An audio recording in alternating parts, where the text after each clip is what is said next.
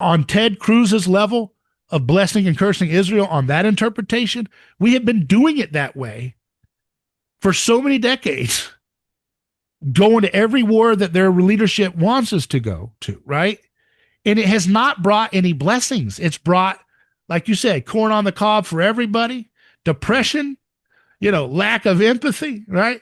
Lack of character, people punching each other out and being more vicious and nasty and violent here domestically, confused, bankrupt, inflated with our currency, no productivity, all of our squandered resources for Iraq and Afghanistan, the Arab Spring, and God knows what else for the surveillance machine that we built after 9/11.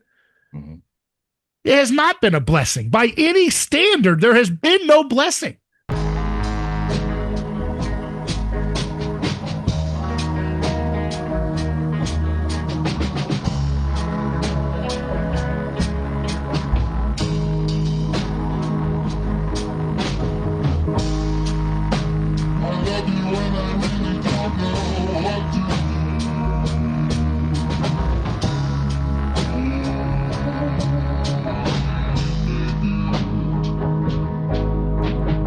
Why is it that we cannot have charismatic new stories created in the cinema industry anymore, sir? Why is it all sequels and spin-offs and you know?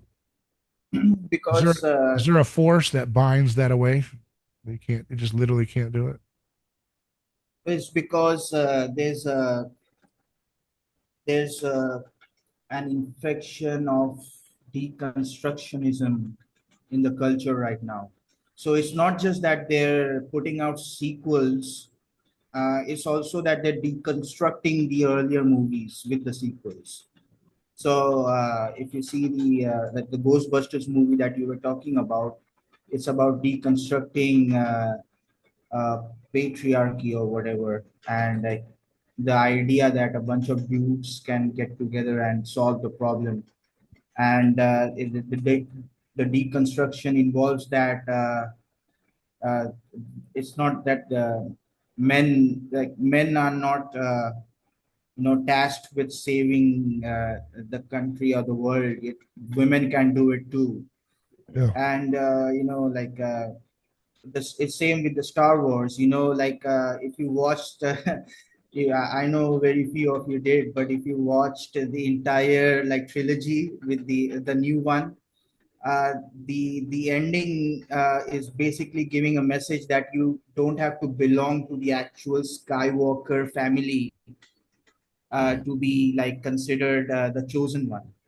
And so like this protagonist, I forgot what her name is, but she when somebody asks her at the end, "What's your name?" and she says Skywalker, Yeah. to put that message forward, because she's not related to the Skywalker family or anything, but Yeah. she is spiritually from the Skywalker family. Yeah.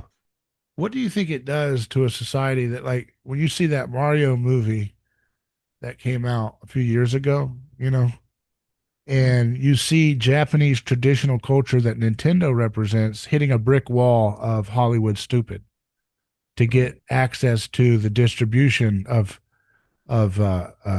Hollywood at the level that a Super Mario movie would need to have.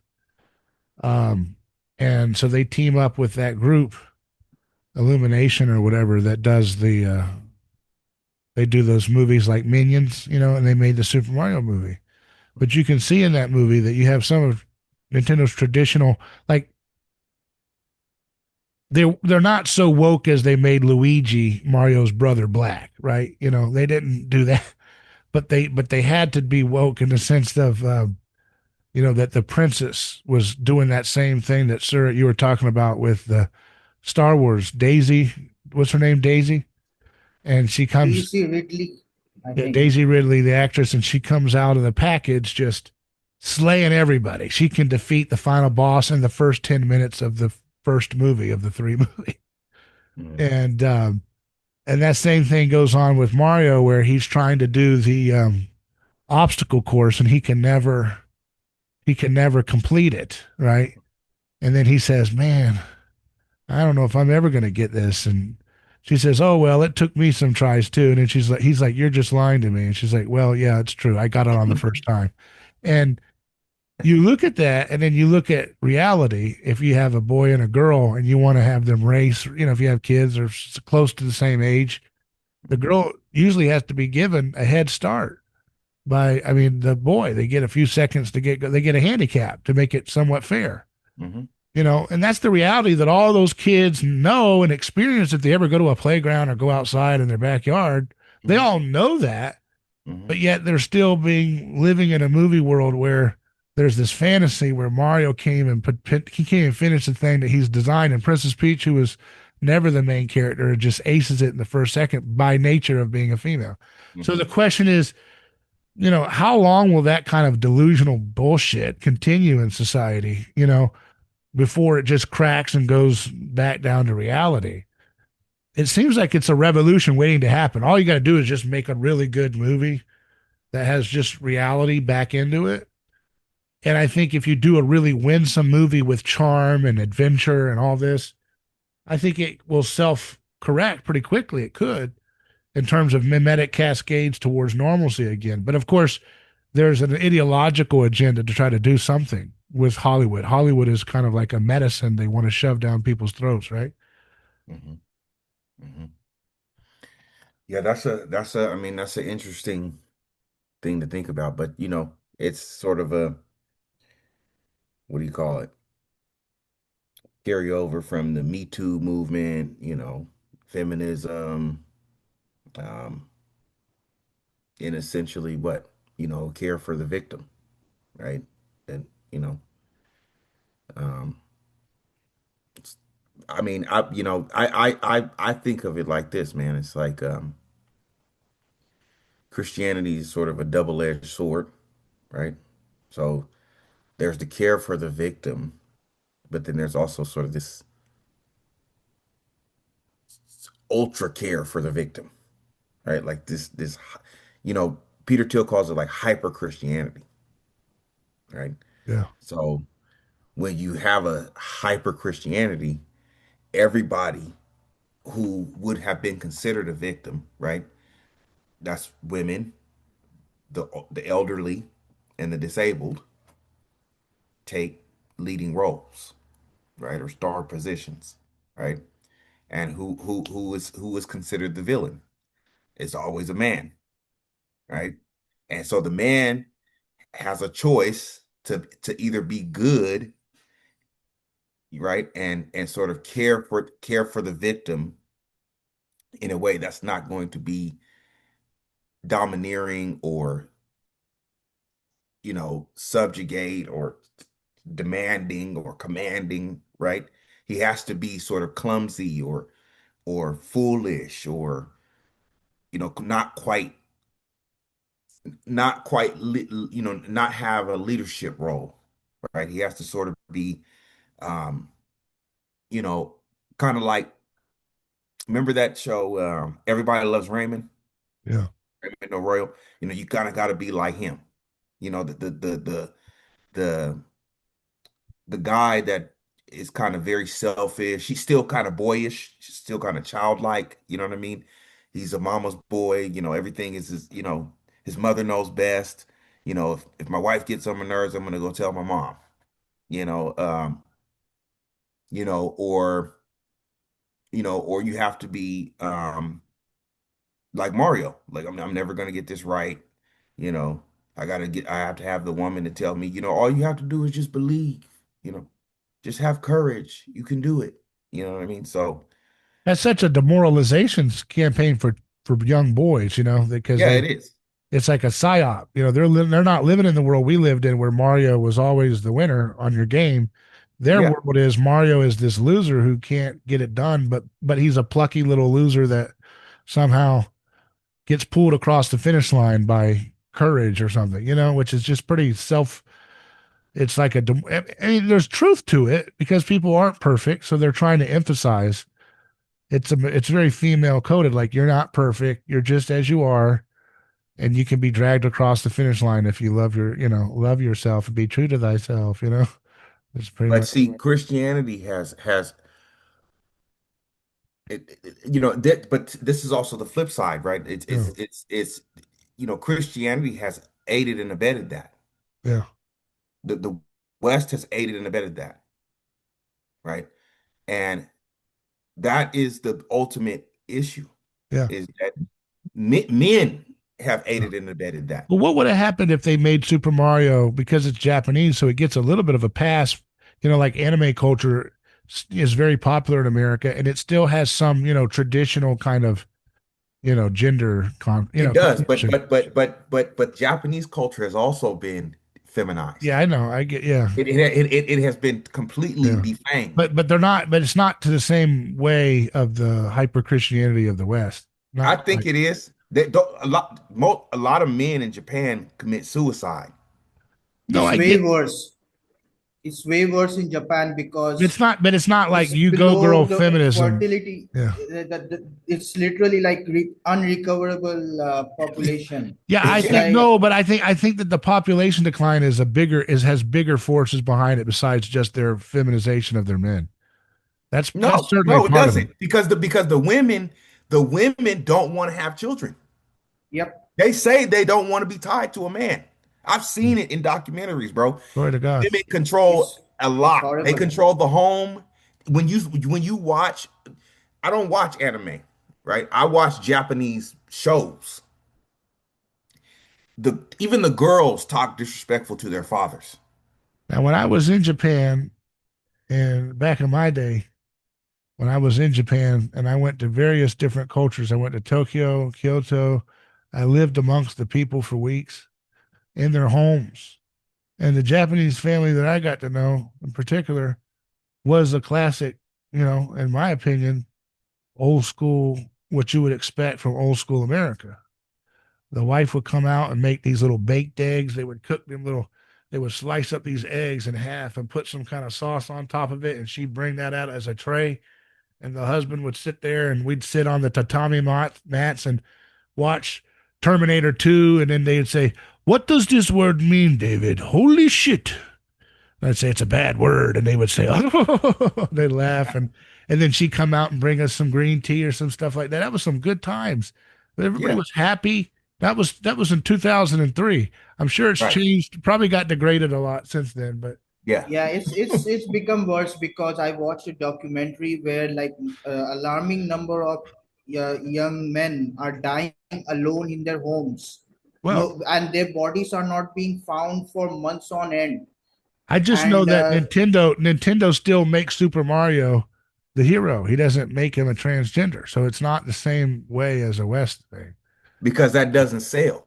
Yeah, That don't yeah, sell. You understand what I'm saying? There's a yeah, certain limit, right? yeah. It's just like Market, with yeah. Disney. Disney might go a little far, but Yeah. then they kind of They're not come gonna back and be make they're like, well, not that gonna ain't make selling. Mickey Mouse obese, are they? They ain't gonna Right. sell tickets. Exactly. You know They what I'm can. saying? You think they can make an obese Mickey Mouse? That'd be cute, huh? A little Well, roly poly. I mean, he used to be a little roly poly back in the 1920s, didn't he? He was kind He of was like obese. he was a little circle. Everything Yeah, about him was a little, he had the little, yeah, teeny bopper stomach. You yeah, know what I'm yeah. saying? Yeah. That was just because they were reflecting that bloat that you get when you're hungry because it was the 1920s. They had no food. They had dandelion soup. They're Yeah. just reflecting that. I think we're reading too much into it. And let's go back to Super Mario. Well, what would happen if Super Mario movie came out and had a scene where Mario gave Princess Peach a 5 second head start in a race and then just blew past her and won? If they just made the movie that way, like everything's the same except they didn't have to subvert the classic Mario saves Princess Peach dynamic. What if they had just kept that intact? What would have happened in this country? Would have been an outrage? Would it? I think it would have sold probably more tickets. I bet it would be a lot hotter product. It might be a little more controversial. What do you think really would happen in that? If they just went straightforward, conventional, just like reality is, everybody on the schoolyard knows the average girl is going to get smoked in a race, to a boy a similar age or something. Yeah. Difficult to say. Yeah. Like, of course, we would assume it would sell much more than it did, but at the same time, remember a lot of these the target audience is mostly millennials, right? The people grew up playing video games are millennials, and millennials are More very than left Gen Z? leaning. Gen Z, I mean, maybe, but Gen Z has already got that. They didn't see that classic Princess Peach saving Mario. They have the Mario that we see now. But the ones you're talking about, let's say the people who grew up playing those video games, they're very left They had it leaning. beaten out So of them. Mhm. yeah, Yeah. I I'm telling you, man. And you know, like you said, the whole demoralization. Millennials, bro. We were really taught to believe that men are supposed to be. Well, Shannon, I don't want to get all psychological like you like to talk about Well, psychology. I'm getting the reason why I'm getting that way is You talking because about psychology? What's going no, on? no. I'm talking about like we were taught to be sort of aloof and whatever you know, but the reason why I think we were taught to be that way is like if you want to get what you want, right, which is essentially as a boy or as a man, right, because let's take it, let's take it back, right. We were the generation that was exposed to corn, right. We were the generation that was You like exposed. that band, huh? Is that where it all fell apart? That band? We were the generation that was exposed to hypersexuality, right? And so Did you like creamed corn or corn on the cob or what was your favorite? don't derail me, bro. So look, because we were because we were because of that, right?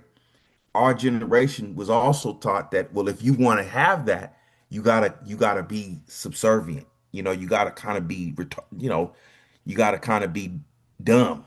You know what I mean? So that, Well, I you know, mean, you gotta say the right thing, and you gotta do whatever she that's asks you. certainly that's certainly the case in the hip hop culture, right? It's like, man, Yeah, if you want to be smart like Shannon, you're going to be called Steve Urkel, right? that's right. That's Were you right. ever called Steve Urkel, Shannon? No, You're I like, was never called Steve Urkel, but you know, I'll take it. you got that Terrence Howard that swag look. So you got Don't. we're gonna show this to Terrence and he's gonna like that Hey, what's up, Terrence? What's up, yeah, brother? What's the up, brother? swag out of this world, right? But But do you see what I'm saying? Does that yeah. make sense what I'm saying, or am I just kind of like, You're it's not saying just that that. the hip hop is a mind control by the powers establishment, and they did not want people to mate with high civilization attributes like intelligence, yeah, emotional control, hmm cerebral, hmm reserved, slow to contemplative, anger. yes, They yeah, wanted all the opposite features. But why would yeah, the CIA want to invest in that? Why would they want to invest so heavily in that? And they first poisoned the black community with hip hop culture, psyop, and then they scaled it to the whole society and said, "Hey, if you want to be cool, you got to imitate this type of degeneracy." Why hmm would they want to do that? Is the same. I mean, if you read Brave New World by Huxley, he depicts a society which is like the opposite of what we see in 1984. Right? In 1984, you see a top-down brutal dictatorship, surveillance state, and all of that. But in Brave New World, you see a sedated society. Like who a drugged out society, Yeah. who are completely detached from reality and completely in pleasure land, so much like what you said about that hypersexuality. hmm Like if you like stare on the screen all the time and see the sexual act, the incentive will be less for you to go out actually and try to get yourself a woman, or hmm get married or whatever. hmm So if you have that kind of hyper drugged society, there will be less resistance, and there will be it's easier to control a drugged out society. It's easier to have them mimetically follow every step that you want them to. Do you That think that makes a lot of sense. That makes a lot of sense. Now, I didn't think about that. what did you not think about there in particular? Well, he's saying like, if you sedate the society, right, to the point to where, you know, they don't want anything else but the drug, right? So it's the corn, it's the marijuana, it's the And corn's not healthy for you, by the way, because it's filled with lots of pesticides, Roundup, GMO, bioengineered. So I don't know what you're going on and on about that. They say that if you eat that Native American blue corn, that it's Mhm. healthier for you, but God knows what they put into that too. They probably hijacked Squanto a long time ago and put in all kinds of fish genetics as soon as they could into the corn and that one too. Oh yeah, they probably tore Squanto up, bro. Squanto is done. Squanto's By the done. way, did I Look, say look, Indian or look did I at say look at look at look at the Indians in the when they put up that what was this when Elon Musk put up that internet, high-speed internet, Starlink. you talking about Starlink in which South one? America, Oh, that tribe, it was right. That was bad corn, brother. and nobody was Bad able corn. to That wasn't the blue corn, bro. defend the tribe from the monkeys or anything at that point. It was Everybody over. went nuts. So when you talk about I want to go back to another thing to add to it. The Twin Towers. How emasculating was that as a psyop, right? The Mhm, symbol. I don't want to go Freudian, but I mean, there is something to it, right? I mean, mhm, the people who do this kind of stuff are into Freud stuff anyway, so they were mhm, trying to do this. Where you see these towers, these you know, the never forget the two towers. Please forget the third tower, World Trade Center 7. Remember, that's the story. You mhm, know, never forget the two towers. Please forget the third tower, World Trade Center 7, that fell at free fall speed because of some fires. Um, that had to have been for millennials, young men. I mean, coming of age, right? You're just about to hit teenage years, or you're hitting teenage years there, and all of a sudden you see these, you know, towers of masculine symbolism of, economic power and so forth, and all mhm, this just totally flattened. mhm, That's got to be psychologically terrorizing for a whole generation of trauma. mhm. I wonder if the 9/11 thing was the thing that really kickstarted this millennial emasculation en masse, in America at least, and Yeah. probably the world over by imitation of whatever the American tone and temperature was through culture, pop culture. It contributed significantly, but I think the starting point was back in the 90s, or even before that But in yeah, it the was degenerate and stuff. Yeah. yeah, because in the 90s, but you also saw a lot of these things that we see is with the movies and everything, the emasculate shows like when remember that show Friends, very popular. Yeah. Friends, Mhm. all the that was from the 90s, and that Yep. was hugely popular. Yep. And a lot Surit, of could you do a Girardian deep dive analysis on the Friends season yeah, anthology? I'm doing one Okay. right He's, now. he's So all of the male characters on that show were totally dumb, or as Shannon says, reported. They were totally dumb, and you can see also that same pattern in Simpsons, that show. Mhm. And all What most about of the Rugrats? Rugrats was wholesome family entertainment, right? But yeah, the but but the it dad was but the not quite on dad the but level of Oh, what's that? That's why I triggered him. Right. Let's go. the dad it was the Oh, same thing. The dad was the same thing. What was the remember I didn't mean to cut you off, sir, but you remember what was the girl who had the mouth that was over here? Her you mouth talking was about like, Rugrats? yeah, you know, Angelica. Angelica and the Yeah. mom, remember her mother? Yeah. Remember her mother? Yeah. She was like a lawyer, a top Yeah. lawyer Yeah. or Yeah. something. But they You were know, kind of making fun of that, weren't they? A little bit of the busy mom, like she was so busy yeah, she wasn't they were beating. making fun of it, but it's that was the because that was the reality, right? You had to have you had to have the business mom, the mom who's on top. I have But they everything. were making fun of that. They were making fun of feminism there a They little were bit. they may have been doing that. They may Yeah, have been doing that, but I'm sure that most people in the 90s didn't catch it. yeah, You understand? Especially not the men. yeah, You know yeah. what I mean? And then they had that one weird mom who always had that gender symbol on it with the twins, Hmm. who was supposed to be. Hmm. I thought that was kind of a satire on feminism too, a little bit, that character. But Hmm. Hmm. and then they had, this. What was interesting about that Rugrats too is that that's a lot of people, where they first encountered a cartoon where words like idiot and Hmm. stupid were used very commonly in a children's program. And I Hmm. remember Christian families would push back against watching Rugrats because they didn't like the way it normalized disrespect of parents and stuff like that. Hmm. But when Hmm. you look back at Rugrats now, it looks rather wholesome compared to the insanity of today. Hmm. Hmm. Yeah.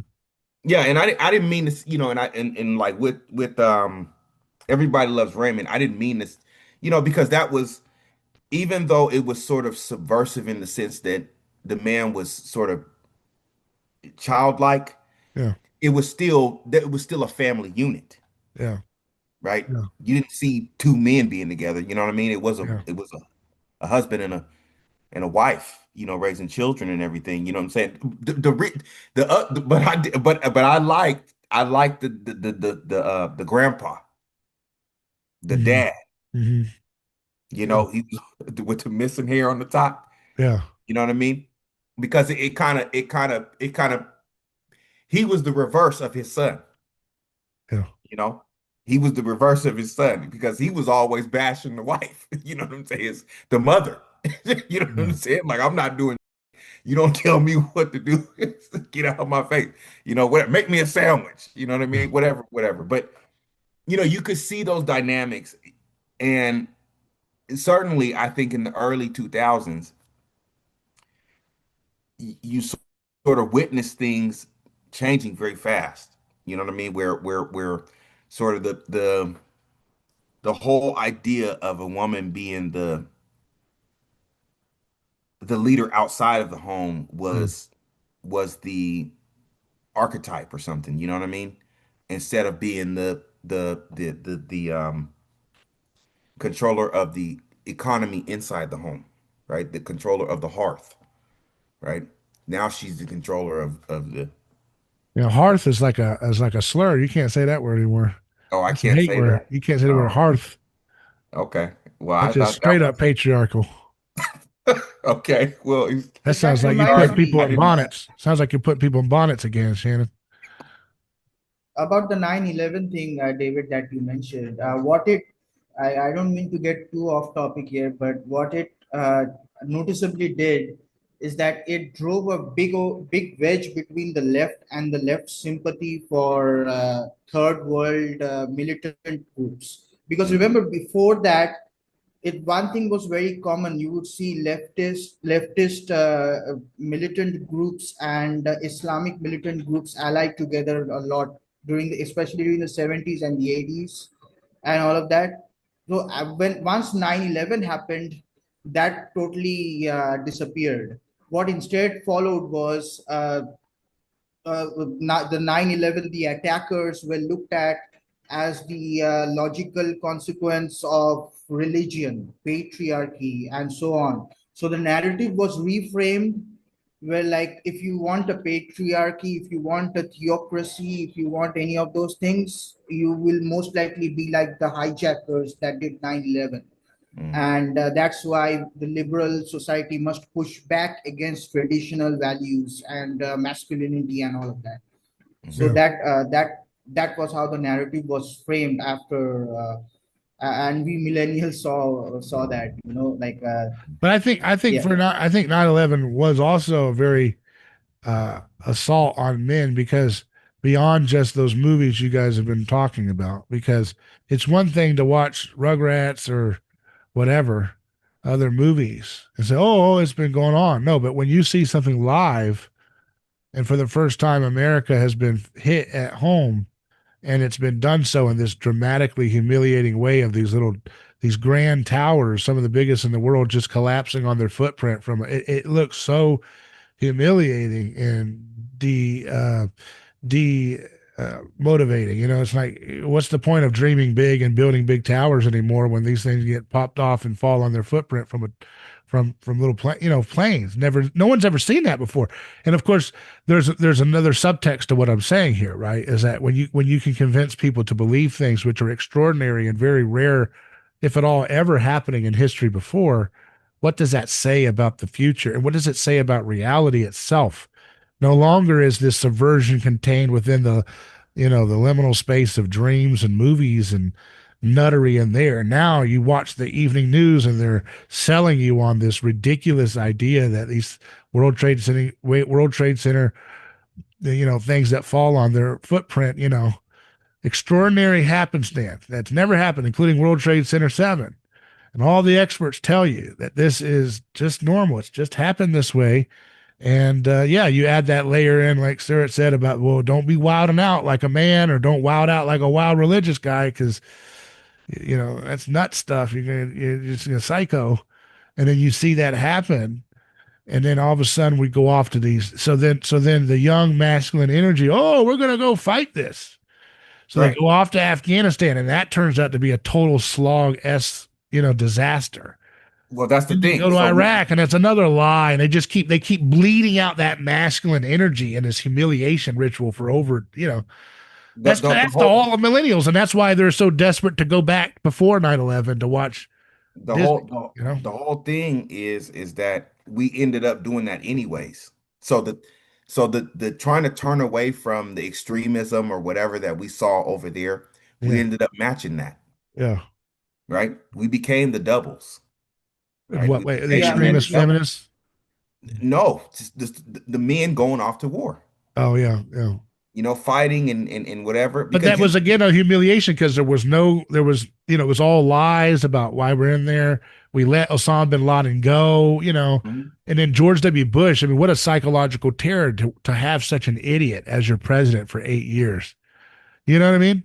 Just Yeah. a stupid guy, and really is. And I don't care, about the personal, just aesthetically, just a Mhm. dumb deer in the headlights look all the time.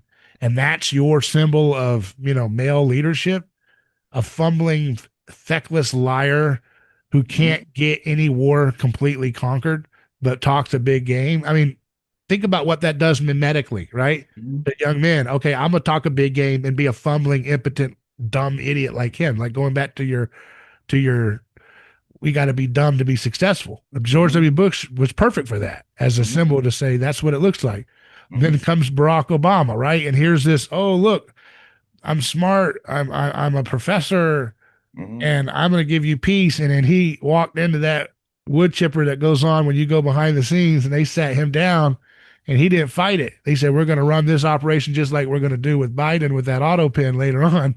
We're going to Mhm. run yours the same way, basically. You're just going to be a little bit more eloquent Mhm. mannequin. Mhm. And Mhm. so, they bombed every country and tortured everybody with Gitmo and all that. The same old. So, what does that do? That humiliates any of that, masculine can do energy that was kind of left oriented there, Mhm. Mhm. right? And that just squeezes the hell out of that hopes and dreams for 8 years, Mhm.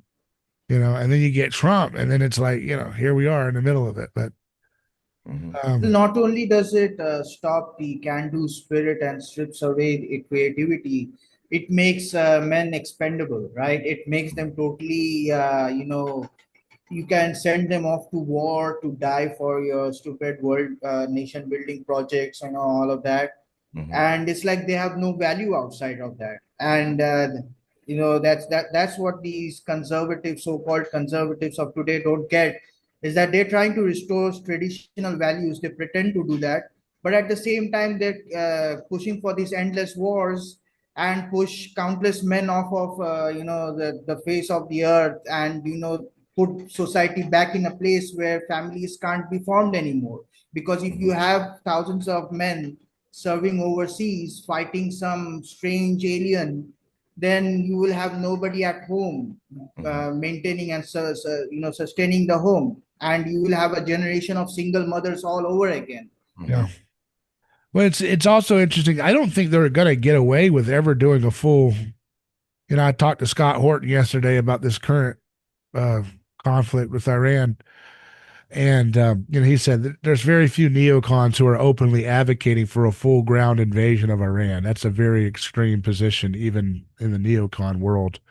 But there's such lying, slithering tongues that it doesn't mean anything. But the fact that they can't even sell that as an option does show that Iraq had a very large impact on American belief in the legitimacy of ever doing a full invasion like that again. And it's interesting that, we didn't try that with Libya. We didn't try that with Syria. We did other things, right? Striking them with airstrikes and stuff like that, and using proxies and all this, because there was such a repudiation. So it goes to show you that culture and the public's, mood and reaction to things really does have an impact. It's like these nasty, snarling, regime change nutcases, psychos, as much as they love war, they know not to try a full Iraq and Syria, in Libya, in the Arab Spring, and now here with Iran. They know not to try it. They know that the only way they can get that demonic surprise is if they just keep slow walking us, just a little strike. Just a little strike, Trump. Come on, give us a little strike. Just hit that bunker. Just one B-52, just one. Hit it. And we're good. Then they hit it, and then catharsis. Yeah, and then Iran goes and does something. Oh boy, we gotta have to do more now. We got to do 50 more of those. Oh, they're fighting back. We got to do a little minimal. We're gonna send in some special operations. Just a little bit. Oh, they killed 50 of them. Oh, meanwhile, Israel's sending none of them, of course. Oh, 50 of your boys got killed. Oh, you put the pictures up, right? Oh, we got to get revenge. Now we're going to have to invade. And so that's the only way they can even have a chance at such a psychotic, insane thing, which wouldn't even work. It'd be the biggest stupid disaster. And I got to say something to these people that want us to say, oh, don't criticize the president. This is a republic. It's not in function a republic, but it's still the advertisement, right? It's like if you go to Olive Garden, okay? It's not Italian food, but it's still advertised as Italian food, okay? And damn it, I don't care if this is an empire. It's still advertised as a republic. We still have a constitution, and I have a right to be an American, and that means that I don't have this stupid desire to just shut up and try to act like I'm the smart fan and say, well, I know there's a super secret plan, and Trump's not really going to do that, so I don't want to look disloyal. I'll go ahead and tell you, no, don't drop that bomb. Don't get involved. I have a right to say that as an American. If we lose that, we got nothing left, in terms of this cultural impotence. And these people that think they're smart kids think, like they said, traditionalists, masculine, guys try to pretend this way. They're the ones who are saying, don't criticize Trump. He's got a secret plan. He deserves our loyalty. What the hell are you talking about? We're still advertised as a republic. That demands loyalty. The spirit of this country, which is to dissent against unlawful actions by state actors. You can talk about your little James elite theory and all that stuff all day long. This is still Olive Garden, damn it, and you better not put mayonnaise and ketchup on that breadstick when you put it in the fake Italian soup. You got to have some kind of something, right? You get what I'm trying to say? You still got to have something. Yeah. You gotta, it may have a lot of gutting out of the spirit of Italian food. After all these years, Olive Garden has just been a corporate, thing. But there's still got to be some level of dignity that we continue to have, right? Does that make sense?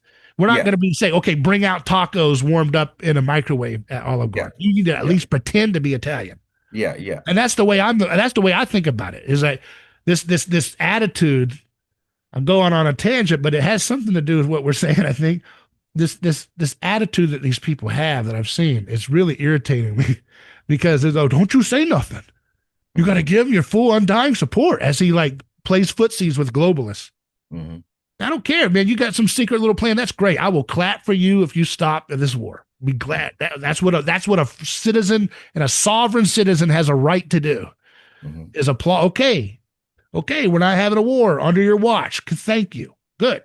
We'll give you. You're a servant. You did what we wanted. Mm-hmm. But if we look at you and you're acting in some high risk thing, you might have a secret plan.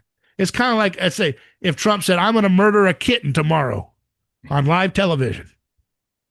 And then you got the smart fans saying, oh, it's a secret. He's trying us. He got a plan. He's going to make a point at this. He's not going to go through with the killing of the kitten. And as the days continue, he keeps talking about why he's going to kill this kitten. I'm not playing this game where, you don't you criticize him. He's our president. Be loyal. You just shut up and be loyal. Say, go whatever you want. What is this? First of all, you can't be a Christian and do that. Yeah. We don't put our faith in kings and princes, even if they are playing a little bit of game, even if it's a game. You know what I'm saying? Because there's Christian principles at stake. Mm-hmm. See what I mean? Mm-hmm. Like if a president says, I'm going to kill a kitten or I'm going to kill an innocent human being tomorrow live on television, as a Christian, you don't get to be this like Abraham Isaac thing where it's like, okay, whatever you want, Lord. He's not our Lord. You get what I'm saying? He's not our Lord. We don't put that faithfulness to him. If we play the kayfabe and say, I don't know, I don't think he's going to go through with executing a live person or a live kitten on television. I think he's got a little gimmick he's going to play. But I'm not going to talk like that. I'm going to talk like a Christian should talk, which is, if you give me a platform to speak in the neighborhood, I'm going to say, no, we don't kill. Thou shalt not kill. I don't need to be a fancy boy and try to, there's a secret plan. Go ahead, President. I know you got some secret plan that's going to beat them. You're going to pull a little trick out and then you don't kill them at the last second and do something else and everybody's great. No, we're going to stand on the truth. If a Christian, you have a higher responsibility. Doesn't mean you can't be. I'm not asking for people to be some detached, philosophical purist. That's not what we're talking about. It's just like basic moral boundaries have to be respected if you have any dignity as a human. Yeah, man, maybe it's more of the, a thing of thinking about politics, is it effective or is it sterile? You know what I mean? And that's, I think this whole catharsis of like wanting to see war and stuff shows sort of the sterility of politics, right? If you can't do anything else to make people feel like politics is working other than go to war. You know what I mean? And my whole thing is, if Trump really wanted to do something to make people feel like politics still works, you know, like we've been talking about, previously, he could do something to change some of these family legal this legal system with the family. Yeah. You know what I'm saying? Now, wouldn't that be a sight for sore eyes? Yeah. A lot of men would be very happy. You know what I mean? To see that shift, right? You know what I'm saying? And so that's, I think, yeah, I mean, if you want to bring back politics as having some kind of you know, effectiveness, that would be a way to do it. Yeah. I mean, really, I think that, you know what I'm saying? You change that family legal system, brother. Listen, man, that we'll be off to the races, bro. That would be very difficult though, because the cat's already out of the bag, and now you're at a point where you see Trump signing executive orders to keep men away from women's sport, as if like, Yeah. I mean, I don't see, that whole thing was quite an enormous clown show to me, and I'll tell you why. Because women overwhelmingly campaign for the trans stuff. And if Trump is signing executive orders here, like why even get involved? If let the women run their sports division. Why Mm-hmm. are you signing? Why are you trying to be a gatekeeper? Nobody wants you there. The women who play in the sports division hate you. You have one probably Riley Gaines who is always talking about it, but everybody else hates that guy. So why even bother with it? Yeah. So my point is that it's really nothing. I mean, he tries to do this stuff Yeah. to gain women voters, suburban mom voters, and so on. But there's really no point. There's Yeah. really no point to even I'm not, fix like. I think it's a disgrace that they have UFC women's fighting. I think that's one of the most disgusting things.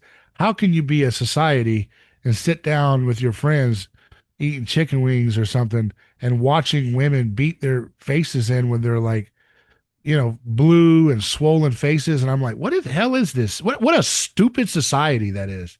Mm-hmm. That is a stupid society. You know what I mean? Like, we're supposed to all pretend like, what are you gonna do tonight? I'm going down to the UFC. There's some women on the car. You gonna watch that? And then Trump and then Trump plays into that. He's got that stupid Kid Rock and that stupid. The whole thing is just spent. It's low energy. It's low thyroid. I don't care, man. I'm not these stupid losers, like these folks. Mm-hmm. They got the ugly punchable faces on Twitter. All they do is I want to get in line next. I want to get in line next.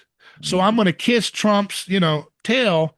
Now Trump would respect me. I know any time way better than any of those clowns ever, because he understands when you are someone or whether you're just an empty vessel, a little Marco, as he would call it. There's a lot of little Marcos. There's a million little Marcos running around on Twitter and all that. Trust him. He's got our back. He's been there for us. Okay. This is stupid shit, man. And they're always obsessed with, the dumbest little, like this deep level of, please trust him. Please trust him. When he's watching girls beat their faces in, this is the best we can do. It's like, no, you stupid demon. No, this is not the best we can do. We don't have to say this is peak what it means to be a tough masculine leader or whatever that you're craving for. Okay. But the way we're going to solve this is not by arguing with these people, because they're functional women. Okay. And you don't argue with a woman. You just build the future, and they'll get a little seat on the boat if they pay their fare and they pay their ticket. We'll let the women and children in first, including them. But they're not going to build the future. They're going to wait in line for, like you said, they have put their faith on politics. Okay? They think that coercion is the best game in town. And it is in a lot of ways on some low resolution level, right? Right? That there is some wins they can have. Obviously, they've made millions. There's a lot of wins they can have because the state controls violence. Yeah. The law has a monopoly on violence. Right. Right. And that's the, politics has a monopoly on violence. And that's why they can coerce so easily, because it makes people afraid. But you can't have that monopoly of violence maintain itself when the dominant cultural catharsis mechanism is women. And it's not about the women. It's just the fact that that's put alongside men, which has its own vulgarity. But okay, it's men beating each other up. Okay. Mm-hmm. But like putting women in that same boat is such a self-own on such a deep level.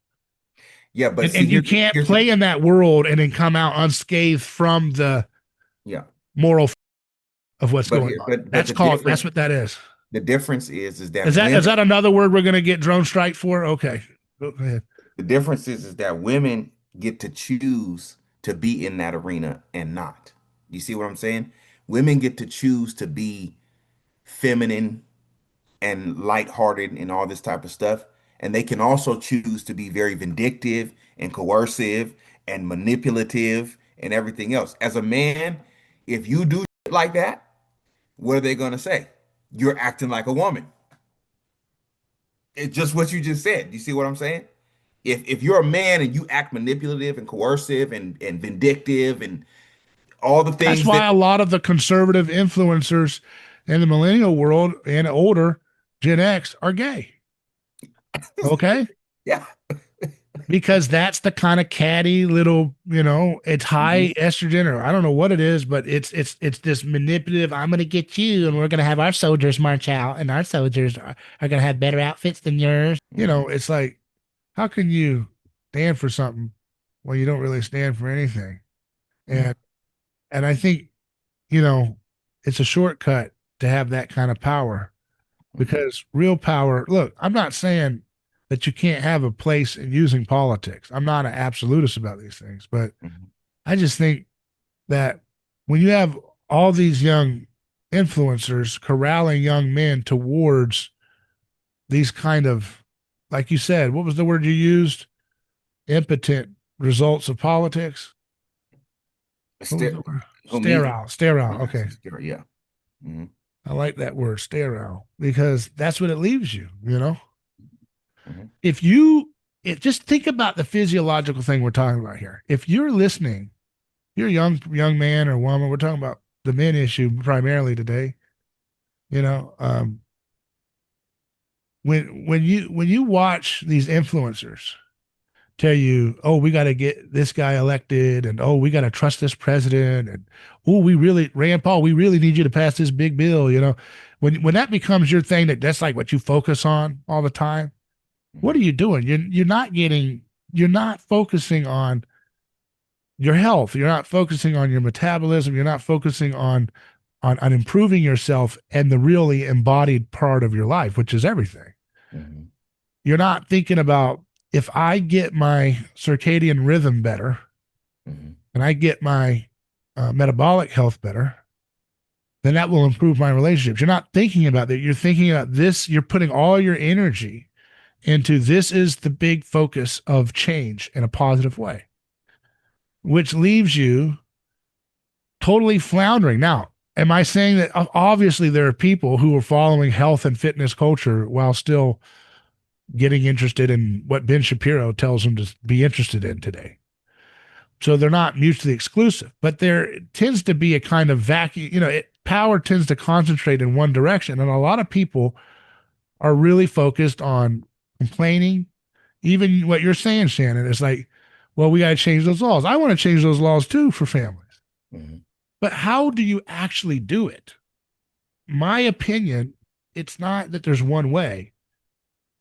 And I may be thinking in a really too hard to happen way. Maybe. I don't think so. But to me, if you want those things to change, you have to change the fundamental basis of the relationship between the individual and the monopoly on violence. And by individual, you can include the family unit as an individual family unit. If the family unit is in a really, really, really disadvantage in terms of their relationship and the terms of agreement between the state and the oligarchic interests that capture the state around it, the corporations, then it's really it's swimming uphill to try to get your local state government, because it would be a state thing to change most of the marriage stuff. There'd be some federal things, but to try to get your state government with all of those captured guys in Congress and in the legislature, who are themselves in a bad, probably dysfunctional relationship, mostly, to be nice. And they are trying really hard to get committee favors and committee attaboys so that they can be hired higher every term they get reelected. They don't want to gut something which is such a money-making machine for these lawyers and all that. And there's so much opposition there. So you have to change the cultural appetite. You got to shift it. Now, how would you shift it? In my opinion, women are just going to move towards that which has the energy in the environment. And so if you're in a low energy environment, then in that low metabolic state of the society, a low metabolic way of solving things, violent aggression, like the state and all of its oligarchs, is going to be the hottest thing in town. That's why women and men are all obsessed with politicizing everything. But if you change the equation of the relationship, and the fundamental way you do that is through the relationship of energy, human energy and the energy that we produce for our work. That's it. It's not that complicated. All the other things are very important, but if you get your health energy right, and cancer rates drop and depression drops and bipolar drops. All those things are downstream from metabolic health. Mm-hmm. What if we snapped our fingers today, right now, and most of Americans who were depressed are no longer depressed, and they won't be depressed for the next year? Do you understand how much more productivity we would have in our society for that year? Mm-hmm. If we snapped our fingers and got rid of all the bipolar, the mood swings, the all of these things, manic depressive, all these different little categories they've tried to create with their garbage industries. Mm-hmm.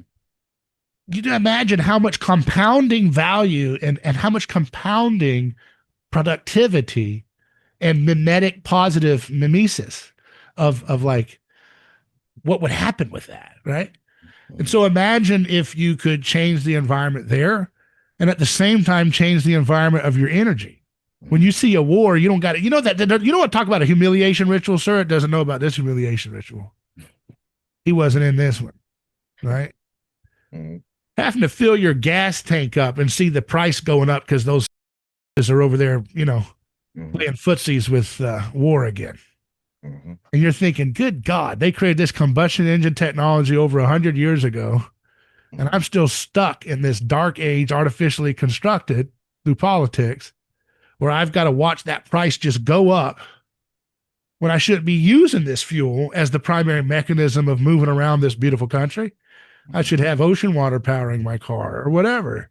I should have, you know, energy harvesting polymer on my paint of my car, harvesting energy 24/7 in the daytime and the night, and other means of harvesting energy without relying on what we think is currently the only thing in town. And having that abundant energy relationship, can you imagine when they go off to war again, you don't care anymore. It doesn't affect you. And your food's cheaper, and your materials are cheaper, and to produce things is cheaper. Right? Your medicine's cheaper. Your housing is more affordable. And what's going to happen is that when and I know this is maybe I'm not going to say it in the right way, so maybe you guys can go where you want to go with it, but I think that women will move towards the society of freedom and the space that's producing these grand liberations from politics.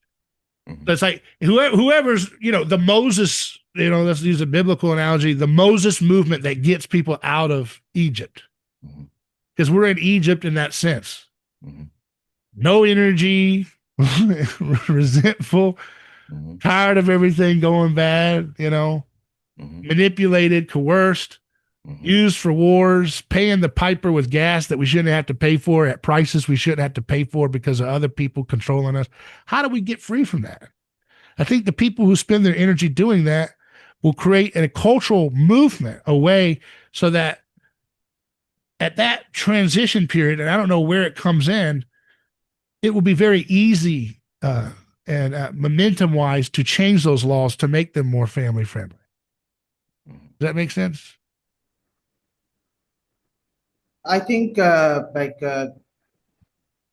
addition to what you just said, David, I think it's time to be to really hone in on our convictions, because there's too much of mediocrity out there, too much of complaining and all of that, and too much of not being invested enough in what we're doing.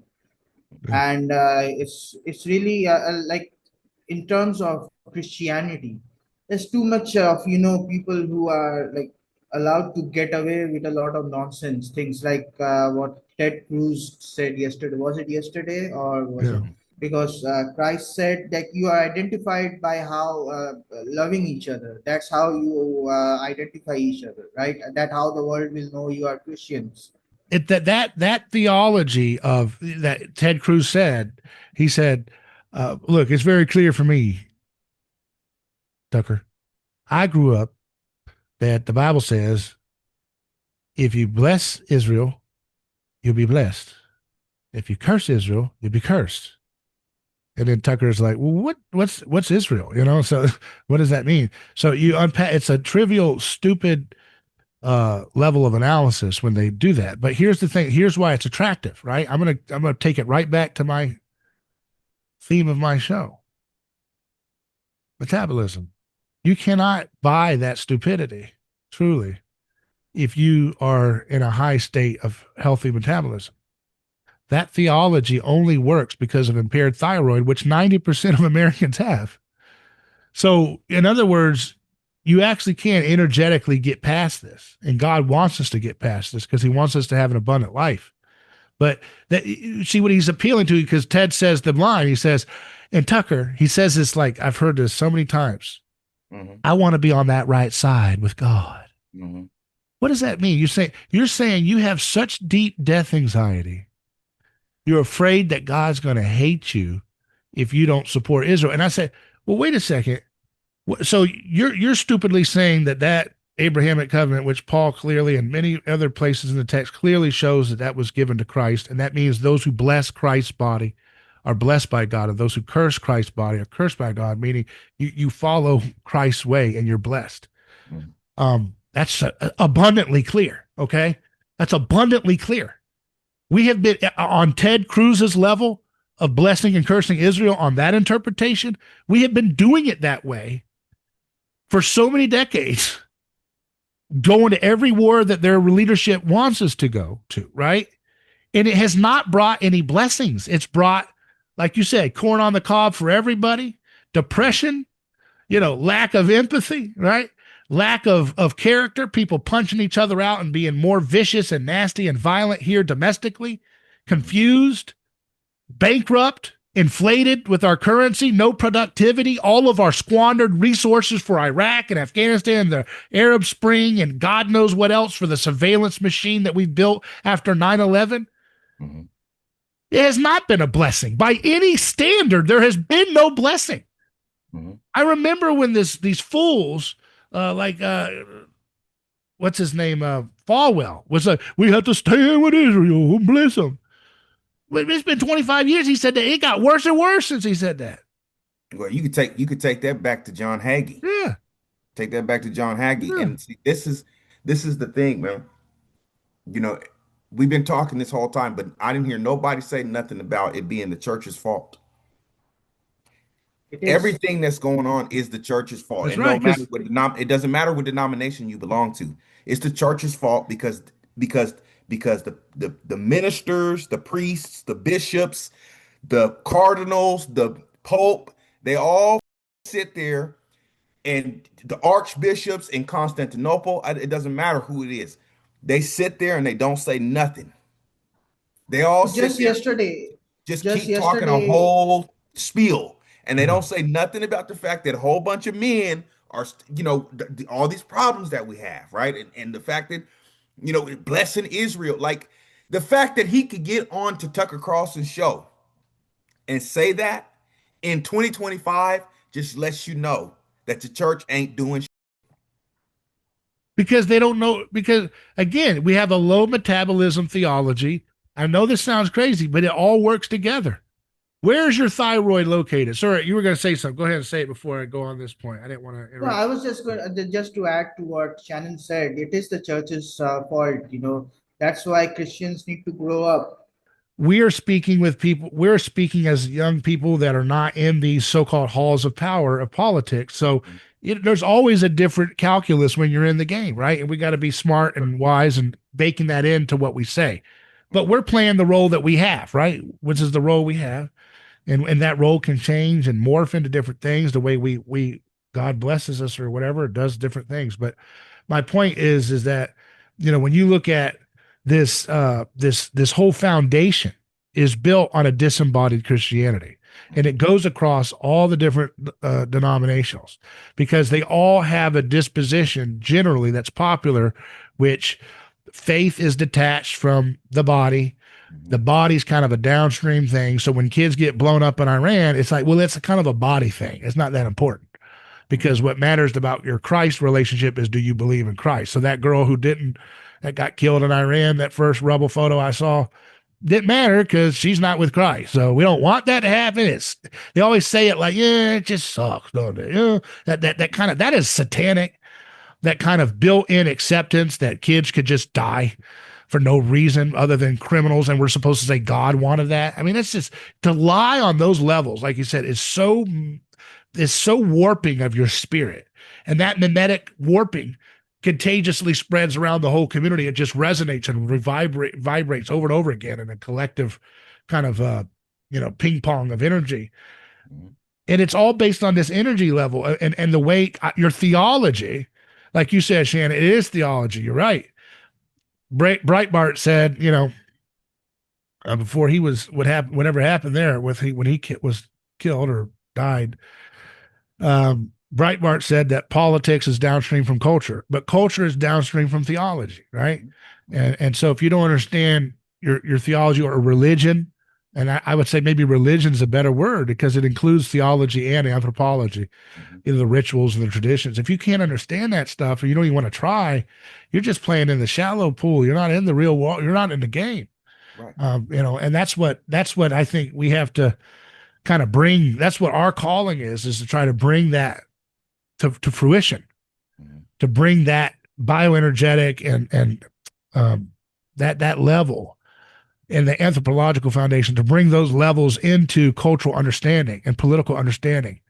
That's the task that we have before us, to intellectually win that argument and to culturally win it downstream from that intellectual win. That's what we're going to do, and that's what we are doing. And it's exciting to be in this environment. It's exhausting, but it's it's fun too, because I got to tell you something. How many people can go 24 hours without sleeping? How would you function? I have no idea. I don't think you could. So I don't know. Well, that's what I did today, and I just did this show. Well, So that's what high metabolism, even if you're not, look, I'm going to tell you something. I'm a work in progress. Everybody can know. I don't have to hide anything. Everybody's a work in progress. I'm a work in progress. I got a long way to go where I want to be. But the fact that I can hold court like this with zero sleep for 24 hours, I've been having some kind of insomnia attack. It's been more than just 24 hours, actually. It's been days. And I can hold court with you guys and smile on a dime. That's glory to God, baby. That's glory to God. And God delights in that. And if you have that kind of energy when you're not even getting started, just wait and see what happens next. Just wait and see what happens next. Because it's one thing to talk, but you got to walk the walk. And we're going to do it. So all I'm saying is there's a reason why God is allowing Dr. Yu's theory to be reached to millions of people. Everything's coming into play as I hoped it would go, but it's going even more exciting than I thought. Because now we don't just have the physics. We got the biology, we got the metabolism, we got it all together. So I want you to think about this, guys. Let's think about this. All we're talking about in society is a cultural, collective manifestation of emotions, and people just not being treated right and frustrated and all these things. So it's part of the mind, it's part of the body. All these things bother us. But I want to know, where's your thyroid at? Where did God place our thyroid? I'm just using it. It's not just the thyroid, but I just want to use this as a demonstration. It's in our neck. What did they do to people in the ancient world? They beheaded people. They separated your body from your soul, your mind space, your emotions, and everything detached from your body. That's the problem we have. We have a beheaded society that's detached, the mind and the body. And I think what we have to realize is when you get that energetic foundation right, you can move mountains. You can do extraordinary things, just like God said. When you think that your only ticket is to just theologically escape from the darkness by praying fervently and hiding, there's a time to do that if people are trying to kill you. But sometimes when you don't have that, you're sinning if you think that's your disposition when you have all the power to go out and act and go on the offense for the glory of God, right? And that's what I'm trying to say is that, getting that energetic state of being in alignment with the right place will help your soul and your body be in resonance with one another. When you have it in unaligned, out of balance, your body and soul is not regulated well together. It's not resonating well together. And therefore, you cannot solve your problems with any hope of chance of success. So in other words, it's a spiritual matter to get your energy right. What is energy? We say energy. We don't know what that is. That's the spirit. Your thyroid is a conductor that relates the spiritual part of your being or the soul part with the body. When everything is resonating really well from there, you can take stress. Look, I'm not where I need to be, but the fact that I can have this conversation is a glory to God. Most people who go as long as I've gone for many days, because I don't know what, I think I've resolved the matter, but I don't usually talk about my, I don't talk about that. That's old school. I do old school radio style. I don't do these guys that put the vertical camera up and say, hey guys, I'm just coming home from buying my groceries. That's what everybody else does on YouTube. I do it old school because I was trained by old school radio guys. But I got to tell you, I'm not where I need to be, but I am where I need to be in God's timing. And the fact that I can hold court after days and days of sleep deprivation and God knows all kinds of stress, I can tell you. And I think I'm resolving the matter. But God gives me that energy in the tank because you guys give me that energy in the tank. Where two or three are gathered, he is in the midst. When I first started doing this, I was supposed to do another interview today, but the guest called in sick right before the time, right? And so I sat there and I said, man, I've been up, I didn't sleep at all. I came to the studio and put on my suit, and here I am just sitting here, and I thought, we could either not do a show today or not. And then I heard that you guys were going to do a show. That gave me energy. Where two or three are gathered, he is in the midst. His spirit is in the midst. And then having you guys talk and the excitement of that has given me more and more energy, not less, So my point is just to say, it's just these little blessings that you can see in life that you can use as little down payments on what more we can have. You can get to a state where bad things can happen to you and you just don't give a damn. You're so in love with the Lord. Your body is so nourished. And that can happen even if you're starving. But what I'm saying is the normative is that we take care of our body. You see what I mean? Does that make sense? You can be in the joy of the Lord through your mindset, through true spiritual discipline. You can have delight and energy, but you can have it even more so when we integrate body and soul together. Yeah, I agree. But this is the part where you start singing, Shannon. No, this is the part where I say my energy is running low. No, just but you got to start learning how to use sugar. Yeah, man. But I ain't going to preach to anybody about that. We're just going to show it in reality. Amen. All right. I appreciate you guys involving me in your discussion, and I hope we can do some more of this. Yeah, of course. Let's do it, brother. All right. Happy Juneteenth, guys. Thanks.